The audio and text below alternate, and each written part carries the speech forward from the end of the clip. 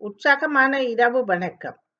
Sunrise செய்திக்காக இணையவள செய்தி தொகுப்புடன் நெதர்லாந்தில் இருந்து செல்வி நித்யானந்தன். 2025 ஆண்டுக்கான உள்ளூராட்சி மன்ற தேர்தல் இன்றைய தினம் 7 மணிக்கு நாடு முழுவதும் 13,759 வாக்களிப்பு மத்திய நிலையங்களில் ஆரம்பமானது. வாக்குப்பதிவு மாலை 4 மணி நிறைவடைந்த நிலையில் 5,783 நிலையங்களில் வாக்கு எண்ணும் பணிகள் மேற்கொள்ளப்பட்டுள்ளன என தேர்தல் ஆணைக்குழு குறிப்பிட்டுள்ளது. 339 உள்ளூராட்சி மன்றங்களுக்காக இந்த தேர்தல் நடைபெற்றது. இதற்காக 1,71,56,338 வாக்காளர்கள் வாக்களிக்க தகுதி பெற்றிருந்தனர்.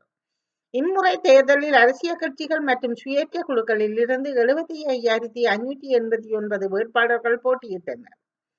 2025 ஆண்டுக்கான உள்ளூராட்சி தேர்தலுக்கான வாக்கெடுப்பு 4 மறிவெளியிலான நிலவரப்படி பதிலி மாவட்டத்தில் 60% வாக்குகளும், கொழும்பு மாவட்டத்தில் 50% வாக்குகளும், பொலன்னறுவை மாவட்டத்தில் 53% வாக்குகளும் பதிவு செய்யப்பட்டுள்ளன.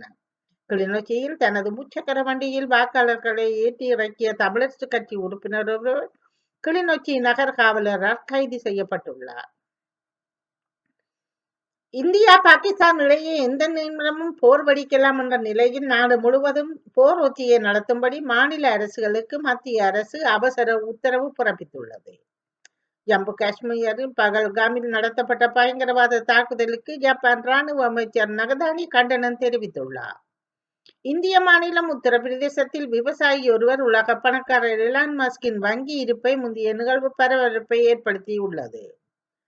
கிரிப்டோ நாணய முதலீட்டாளர்கள் குற்றவாளிகளின் புதிய இலக்குகளாக மாறியுள்ளனர். மே 1 கிரிப்டோ நிறுவன மேலாளரின் தந்தை கடத்தப்பட்டு அவரின் விரல் துண்டிக்கப்பட்டு பெருந்தொகை கோரப்பட்ட சம்பவம் அதிர்ச்சியை ஏற்படுத்தியுள்ளது. இதுபோல லெட்கர் நிறுவனத்தின் துணை நிறுவனர் அவரது மனைவியும் தை மாதம் கடத்தலுக்கு ஆளாகி இருந்தனர். இந்த தாக்குதலால் கிரிப்டோ தொழில்நுட்பத்தில் சம்பாதிப்பவர்கள் தங்களது பாதுகாப்பை அதிகரிக்க ஆரம்பித்துள்ளார்கள்.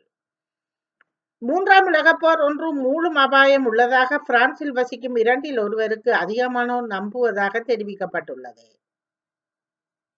கடந்த சில நாட்களுக்கு முன்னர் பெருவில் கடத்தப்பட்ட 13 பேர் தங்கச் சுரங்கத்தில் இறந்த நிலையில் அவர்களது உடல்கள் கண்டெடுக்கப்பட்டுள்ளன. தேர்தல் ஜெர்மனியில் இன்று புதிய அரசு ஆட்சியமைக்க உள்ளது. தேர்தல் முடிந்து நீண்ட நாட்களாக பதவியேற்க காத்திருக்கும் ஃபிரெட்ரிக் மெர்ஸ் ஜெர்மன் சென்சராக பதவியேற்க உள்ளார். கனடாவை அமெரிக்காவின் 51வது மாகாணமாக இருப்பதாக மிரட்டிக் கொண்டே இருக்கிறார் அமெரிக்க ஜனாதிபதி டொனால்ட் ட்ரம்ப் அவர்கள். இந்த நிலையில் கனடிய மாகாணம் ஒன்று அமெரிக்காவுடன் இணைய மக்கள் ஆதரவு தெரிவித்துள்ளது குறித்து செய்திகள் வெளியாகி வருகின்றன. நியூயார்க்கை தலைமை இடமாக கொண்டு செயல்படும் நிறுவனம் மூடிஸ் இது கடன்தர நிர்ணய நிறுவனம் ஆகும். இந்நிறுவனத்தின் ஆய்வாளர்கள் ஒரு நிறுவனத்தின் நிதி நிலைமையை பொருளாதார நிலைமைகள் குறித்து ஆழமாக ஆய்வு செய்து கணிப்புகளையும் மதிப்பீடுகளையும் வெளியிட்டு வருகின்றனர். பாகிஸ்தானுடன் போர் மூண்டாலும் இந்தியாவுக்கு சேதமில்லை, பாதுகாப்பாக இருக்கும் என்று மூடிஸ் நிறுவனம் கணித்துள்ளது. ஜனாதிபதி இமானுவேல் மக்ரோன் சிரியாவின் இடைக்கால ஜனாதிபதி அகமட் அல் ஜைரா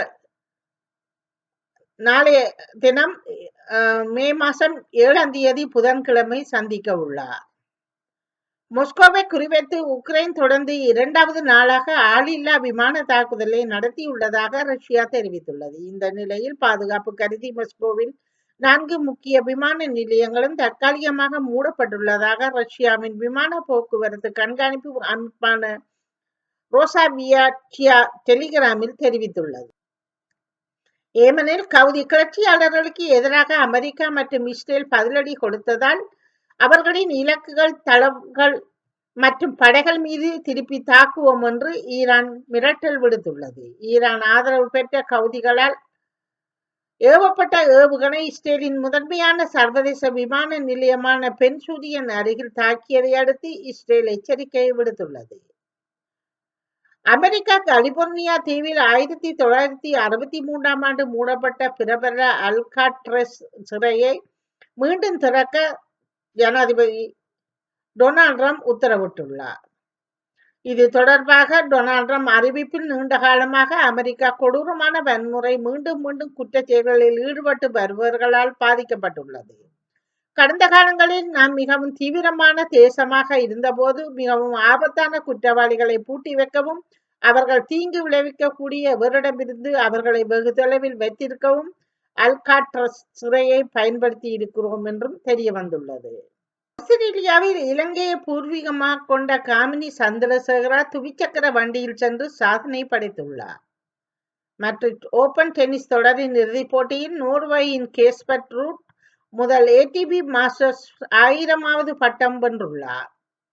மேட்ரிட் ஓபன் 2025 டென்னிஸ் தொடரின் இறுதிப் போட்டி மனோலா சாண்டனாவில் நடந்துள்ளது. இத்துடன் செய்திகள் நிறைவடைகின்றன.